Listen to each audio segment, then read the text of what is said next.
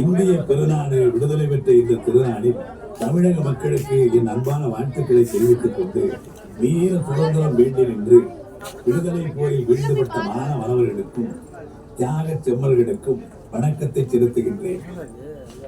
மண்மீட்க எழுந்த போராட்டத்தின் முடிவில் வெற்றி கழிப்புடன் பின்முட்ட பறந்து பட்டொளி வீசிடும் இந்திய தேசிய கொடியை மக்களால் தேர்ந்தெடுக்கப்பட்ட மாநிலத்தின் முதலமைச்சர்கள் தான் இந்நாளில் ஏற்றி வைக்க வேண்டும் என்று நான் எழுப்பிய உரிமை குரலை புறக்கணிக்காமல் ஒப்புதல் தந்த ஒன்றிய அரசுக்கும் இந்திய பிரதமர் இந்திரா காந்தி அம்மையாருக்கும் என் நன்றியை தெரிவித்துக் கொள்கின்றேன். உறவுக்கு கை கொடுப்போம், உரிமைக்கு குரல் கொடுப்போம் என்ற நமது உறுதி படைத்த உள்ளத்திற்கு கிடைத்த பரிசு இதுவென எண்ணி மகிழ்கிறோம். நன்றி, வணக்கம்.